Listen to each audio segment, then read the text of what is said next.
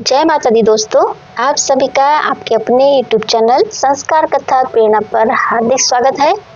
देवी भागवत महापुराण की पावन कथा में अब तक आपने कई अद्भुत प्रसंगों का श्रवण किया है। पिछले अध्याय में आपने व्यास जी, सुखदेव जी और देवी भागवत पुराण की महिमा के बारे में सुना था। आज हम सुनेंगे देवी भागवत पुराण चैत्र मास कथा अध्याय 8 का अत्यंत दिव्य और ज्ञानवर्धक प्रसंग। इस अध्याय में सुखदेव जी का प्रकट होना, उनका ज्ञान और वैराग्य, व्यास जी के साथ उनका संवाद तथा राजा जनक से मिलने के लिए मिथिला की यात्रा का सुंदर वर्णन किया गया है। तो आइए श्रद्धा और भक्ति के साथ आज की पावन कथा का रसपान करते हैं। दोस्तों, श्री सूत जी महाराज आगे कहते हैं कि जब महर्षि व्यास जी कठोर तपस्या कर रहे थे, तब एक दिन उनके सामने घृताची नाम की अत्यंत सुंदर अप्सरा आकर खड़ी हो गई। उस अप्सरा का रूप इतना मनोहर था कि कोई भी उसे देखकर मोहित हो सकता था। उस सुंदरी अप्सरा को सामने देखकर व्यास जी बड़ी चिंता में पड़ गए। सोचने लगे, अब मैं क्या करूं? ये देवकन्या अप्सरा मेरे अनुरूप तो नहीं है। उस समय विचार सागर में निमग्न मुनि को देखकर अप्सरा के मन में आतंक छा गया। वह सोचने लगी, कहीं मुनि मुझे शाप ना दे दे। इसीलिए उसने अपना रूप सुंदर का बना लिया और डरती हुई खड़ी हो गई। उस समय अग्नि प्रकट करने के विचार से व्यास जी काष्ठ मंथन कर रहे थे। अचानक उस लकड़ी पर ही उनका वीर स्खलित हो गया और सुखदेव जी का आविर्भाव हो गया। व्यास जी के समान ही सुखदेव जी की भी बड़ी भव्य आकृति थी। काष्ठ से उत्पन्न हुए उस बालक ने व्यास जी के मन को आश्चर्यचकित कर दिया। जिस प्रकार यज्ञ में हवि अपने ऊपर अग्नि को प्रज्वलित करती है, वैसे ही सुखदेव जी की आकृति चमचमा रही थी। पुत्र को सामने देखकर अब मुनि के आश्चर्य की सीमा न रही। मन में आया, ये कैसी घटना घट गई। उन्होंने विचार किया, हो न हो भगवान शंकर के वरदान का ही प्रभाव है। काष्ठ से प्रकट हुए सुखदेव जी तेज के मूर्तिमान विग्रह ही जान पड़ते थे। अपने तेज से एक दूसरे अग्नि की तरह उनकी आभा चमक रही थी। तेज में प्रलयकालीन अग्नि की तुलना करने वाले और परम प्रसन्न पुत्र को जब मुनि ने देखा, तब उन्होंने तुरंत गंगा जी में गोता लगाया और फिर पर्वत के शिखर पर आ गए। तपस्वी लोग आकाश से बालक सुखदेव जी पर फूलों की वर्षा करने लगे। व्यास जी ने महात्मा सुखदेव जी के जात कर्म आदि सभी संस्कार संपन्न किए। विश्ववसु, नारद और तुम्बुरु आदि प्रधान गंधर्वों के मन में अपार हर्ष हुआ। वे सुखदेव जी के दर्शन करने आए और गान करने लगे। काष्ठ से प्रकट इस दिव्य बालक सुखदेव जी के दर्शन से संपूर्ण महर्षि और विद्याधरों को असीम आनंद हुआ। उन्होंने स्तुति आरंभ कर दी। ब्रह्मा जी के सुखदेव जी को धारण कराने के लिए दंड, सुंदर कृष्ण जिन और दिव्य कमंडल लेकर स्वयं आकाश से पृथ्वी पर आ गए। सुखदेव जी बहुत शीघ्र बड़े हो गए। प्रकाश तो उनका जन्म का ही साथी था। जन्म के समय ही रहस्य और संग्रह सहित सभी वे सुखदेव जी के पास इस प्रकार विराजमान हो गए जैसे उन्होंने व्यास जी को सुशोभित किया था। उत्पत्ति के समय व्यास जी ने घृताची अप्सरा को सजीव रूप में देखा था, इसलिए उस बालक का नाम उन्होंने सुखदेव रख दिया। सुखदेव जी ने बृहस्पति जी को विद्या गुरु बनाया। ब्रह्मचर्य के व्रत में कोई भी विधि अधूरी नहीं रही। सभी वेदों और धर्मशास्त्रों का उन्होंने भली भांति अध्ययन कर लिया था। फिर गुरु दक्षिणा देकर समावर्तन हो जाने पर वे अपने पिता व्यास जी के पास आ गए। पुत्र को देखकर व्यास जी बड़ी प्रसन्नता से उठे और सुखदेव जी को बारंबार अपने हृदय से लगाया, उनका मस्तक चूमने लगे। व्यास जी सुखदेव जी का विवाह करने की बात सोचने लगे। तब उन्होंने सुखदेव जी से कहा, हे अनंत, तुम तो बड़े बुद्धिमान हो बेटा, तुमने सभी वेद और धर्मशास्त्र पढ़ लिए हैं, अब विवाह भी कर लो। गृहस्थ बनकर देवताओं और पितरों का ऋण चुकाओ। पुत्र प्राप्ति करके मुझे पितृ ऋण से मुक्त करना तुम्हारा परम कर्तव्य है।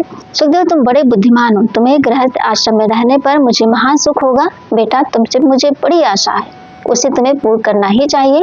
महाप्रयाग अत्यंत कठिन तपस्या करने के बाद मैंने तुम्हारा मुख देखा है। सुखदेव, तुम दिव्य रूप हो, मैं तुम्हारा पिता हूँ और तुम मेरी रक्षा करो। तब सुखदेव जी ने अपने पिता व्यास जी से इस प्रकार कहना आरंभ किया, पिताजी भला बताइए, मृत्यु के समान इस सुख को कौन सुखी कह सकता है?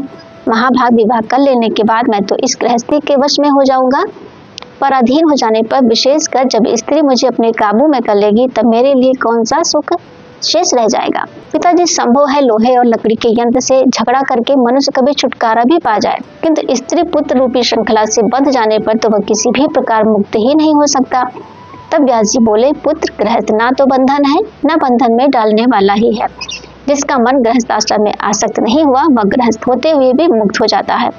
न्यायपूर्वक अर्जित धन से वेद की आज्ञा के अनुसार सत्य कार्यों में लगा रहे, श्रद्धा पूर्वक वेद की आज्ञा के अनुसार सत्य कर्मों में प्रवृत्त रहे, ब्रह्मचारी, सन्यासी और वानप्रस्थ नियमों का पालन करके और उनके साथ मधुर संभाषण एवं वार्ता करने से गृहस्थों को महान धर्म मिलता है।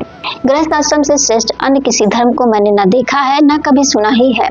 पुत्र वेद की आज्ञा के अनुसार कार्य करने वाले को भला क्या नहीं मिल सकता। स्वर्ग, मोक्ष और उत्तम कुल में जन्म, ये सब उसे सुलभ हो जाते हैं। जिससे जिस बात की अभिलाषा होती है वह सब कुछ प्राप्त कर लेता है। तब श्री सुखदेव जी बोले, पिताजी, गृहस्थाश्रम सदा कष्ट देने वाला है, मैं इसे स्वीकार नहीं करूंगा। शिकार में जानवरों को फंसाने वाली फांसी की तुलना करने वाले इस आश्रम से संपूर्ण प्राणी निरंतर बंधे ही रहते हैं। पिताजी, धन की चिंता में मनुष्य को सुख कहाँ दिखाई देता है। निर्धन प्राणी अत्यंत लोभ में आकर अपने में ही मारी मचाया करते हैं। इंद्र को भी वैसा सुख नहीं मिलता जैसा एक निप्रह वैरागी को मिल जाता है। त्रिलोकी की संपत्ति मिल जाने पर भी इस जगत में दूसरा कोई वैसा आनंद का अनुभव नहीं कर सकता। देवराज इंद्र तो स्वर्ग के राजा हैं, किंतु तप करते हुए तपस्वी को देखकर उनका हृदय आज भी दहल उठता है। वे अनेक प्रकार के विघ्न उसके सामने उपस्थित करने की चेष्टा में लग जाते हैं। महाभाग जन्मते ही सदा दुख देने वाले अत्यंत अंधकारपूर्ण इस संसार में मुझे आप क्यों धकेल रहे हैं। पिताजी, जन्म के समय, बुढ़ापे में, मृत्यु काल उपस्थित होने पर तथा विष्ठा और मुझसे व्याप्त गर्भ में रहने पर बारंबार दुख ही दुख मिलते हैं। क्रोध और लालच से होने वाला दुख इससे भी अधिक कष्टप्रद है। जन्म मरण से भी बढ़कर दुख वह है जो किसी से याचना करनी पड़े। उनका विषय शांत था, वे मानसिक सन्यासी हो चुके थे। ऐसे सुयोग पुत्र के उपयुक्त बातें कहने पर व्यास जी बोले, पुत्र, तुम तो बड़े भाग्यशाली हो। मैंने देवी भागवत की रचना की है, इसका अध्ययन करो। वेद तुल्य इस पवित्र पुराण की संक्षिप्त रूप से रचना हुई है। 5 लक्षणों से सुसज्जित इस पुराण में 12 स्कंध है। मेरी समझ से ये पुराण संपूर्ण पुराणों का भूषण है। महामती, जिसके सुनते ही सत और असत वस्तु का सम्यक ज्ञान सुलभ हो जाता है। इस देवी भागवत का अब तुम अध्ययन करो। भगवान विष्णु बालक रूप से वटपत्र पर सोए हुए थे। वे सोचने लगे, मैं क्यों बालक बन गया? किस चेतन पुरुष ने मेरी यह स्थिति कर दी? किसको पूर्ण करने के लिए मुझे इस प्रकार रचा गया है? किसी द्रव्य से मेरी यह रचना संपन्न हुई है? मुझे किस प्रकार ये सारी बातें ज्ञात हो? महान पुरुष भगवान विष्णु के मन में ऐसी चिंता की लहरें उस समय उठ रही थी। इतने में भगवती योगमाया ने सारी शंकाएं शांत कर देने के लिए आधे ही श्लोक में संपूर्ण पुरुषार्थों को सिद्ध करने वाला ये वचन कहा, ये सब जगत में ही हूँ, मेरे सिवा दूसरी कोई अविनाशी वस्तु है ही नहीं। पहले तो भगवान विष्णु ने भगवती के इस वचन को मन ही मन में संदेह से समझा। फिर वे सोचने लगे, किसके मुख से ये सत्यवाणी निकली है? इसका वक्ता स्त्री, पुरुष अथवा नपुंसक कौन है? किस प्रकार मुझे उसका परिचय प्राप्त होगा? चिंतित रहते हुए भी उन्होंने भगवती के वचन को हृदय में स्थान दे दिया।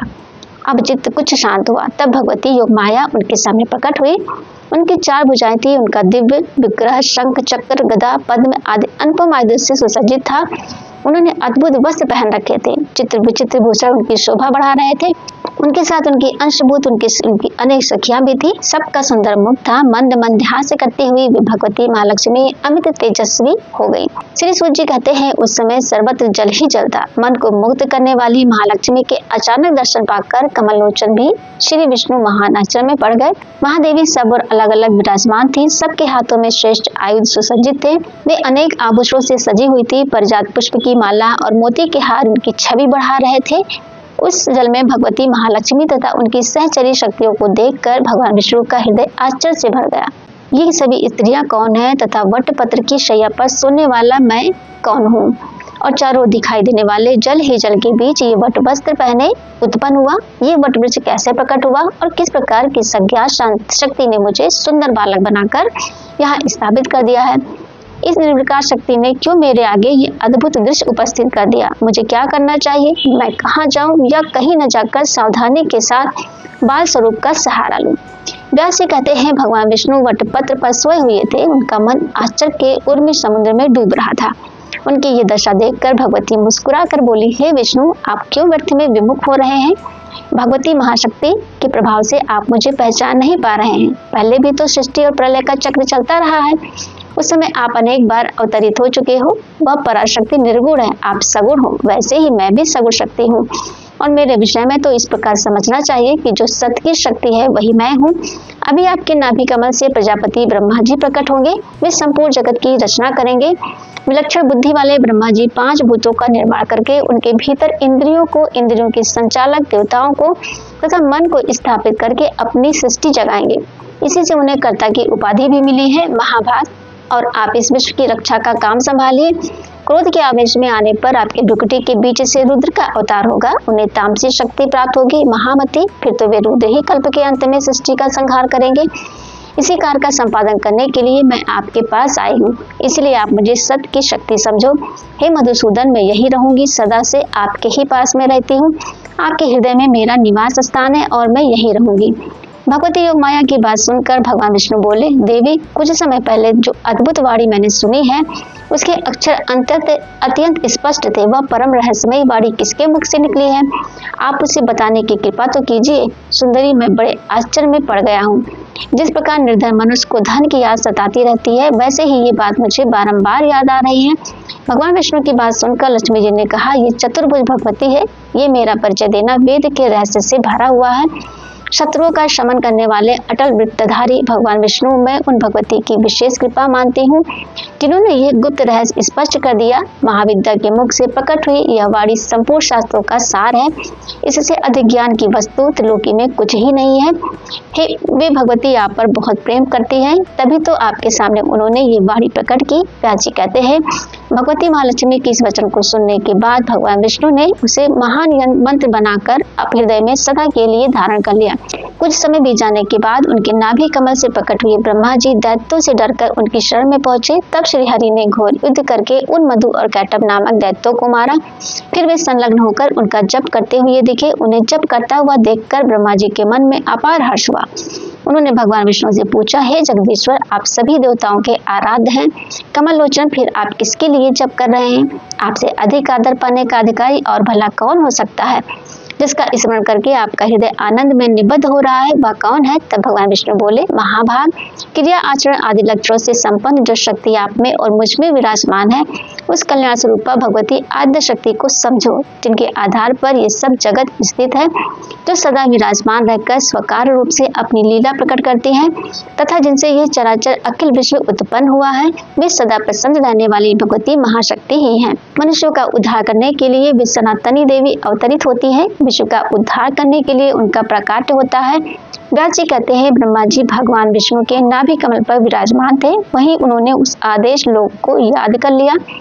इसके बाद अपने अमित बुद्धि वाले पुत्र नारद जी को उन्होंने इसकी शिक्षा दी।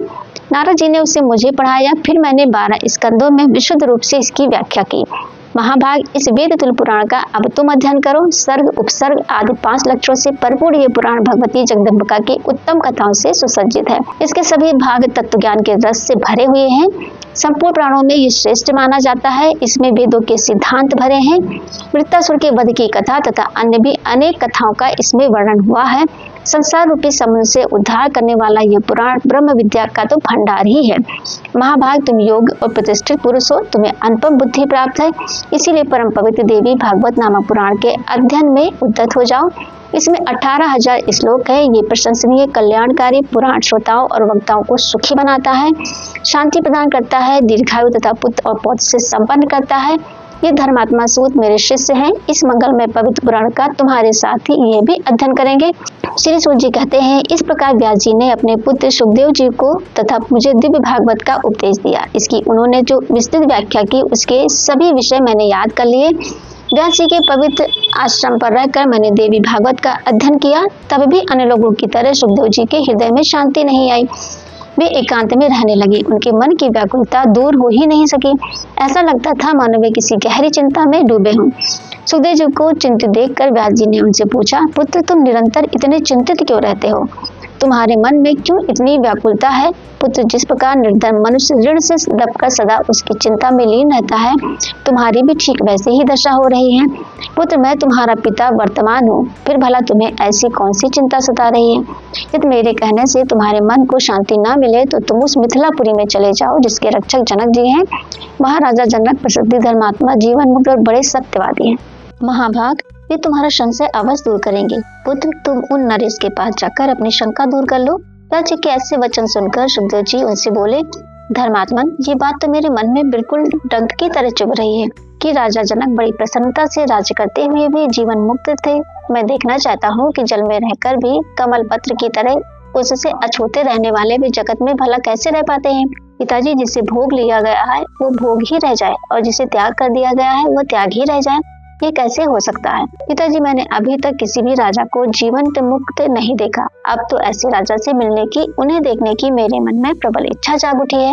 इसलिए अब अपना संदेह दूर करने के लिए मैं मिथिलापुरी जा रहा हूँ। श्री सूत जी कहते हैं, इस प्रकार पिता व्यास जी से कहकर महामना सुखदेव जी उनके पैरों पर गिर पड़े। हाथ जोड़कर जाने की इच्छा प्रकट करते हुए बोले, महाभाग, मेरे पूछने पर आपने जो आज्ञा दी वो मुझे स्वीकार है। इसीलिए जनक जी द्वारा सुरक्षित मिथिला नगर देखना मुझे महान इच्छा हो गई है। अब मुझे ये निश्चय करना है कि राजा जनक बिना दंड दिए कैसे राज्य का भार संभालते हैं, क्योंकि यदि दंड उठा लिया जाए तो प्रजा में धर्म का पालन होना संभव नहीं है। धर्म की रक्षा होने में दंड ही कारण है, अर्थात बिना दंड दिए सभी धर्म का पालन नहीं किया जा सकता। यही मेरे मन को विशेष संदिग्ध कर रहा है। मेरे मन में इसके प्रति भारी शंका है। सुखदेव जी के मन में जाने की इच्छा उठ चुकी थी। अपने ऐसे परम ज्ञानी और दृढ़ वैरागी पुत्र को देखकर व्यास जी ने उन्हें हृदय से लगा लिया और बोले, बेटा सुखदेव, तुम्हारा कल्याण हो, तुम दीर्घायु रहो। पुत्र, तुम तो बड़े बुद्धिमान हो। मेरे सामने सच्ची प्रतिज्ञा करके आनंद पूर्वक अब जा सकते हो। वहां जाकर मेरे इस उत्तम आश्रम पर वापस अवश्य लौट कर आना और कहीं किसी प्रकार कहीं और मत चले जाना।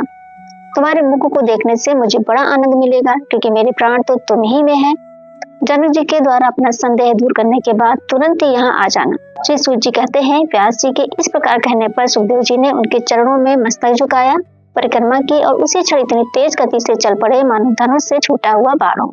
जाते समय रास्ते में उन्हें अनेक समृद्धशाली देश, वन, वृक्ष, फल फूल, खेत और तप करने वाले तपस्वी, मंत्र की दीक्षा से सुशोभित यजमान आदि मिले। अनेक प्रकार के धर्म देखने में आए। उन्हें देखते ही महामती सुखदेव जी क्रमशः सुमेर पर्वत और हिमालय पर जा पहुंचे। फिर आगे बढ़ते हुए वे मिथिला नगरी के द्वार पर आ पहुंचे। वहां पहले द्वारपाल ने उन्हें रोक दिया। सुखदेव जी ने कुछ भी उत्तर नहीं दिया, बल्कि नगर के प्रवेश मार्ग से निकलकर फिर झूठे वृक्ष की तरह अविचल भाव से खड़े हो गए। उनके मन में आश्चर्य तो था नहीं, पर द्वारपाल ने पूछा, अब किस लिए यहाँ पधारे हैं? मेरी तो ऐसी समझ है कि बिना किसी काम के कहीं कोई जाता ही नहीं है। ब्राह्मण देव महाराज की आज्ञा हो जाने पर आप इस नगरी में जा सकते हैं। अज्ञात कुल और शील वाला मनुष्य किसी भी प्रकार इस नगरी में जाने का अधिकारी नहीं है। अपना परिचय और अपने आने का उद्देश्य बताने के बाद आप अपनी इच्छा अनुसार इस पुरी में पधारने की कृपा करें। तब श्री सुखदेव जी बोले, अरे द्वारपाल, तुम्हारा क्या दोष है? तुम तो सदा के लिए ही परतंत्र हो।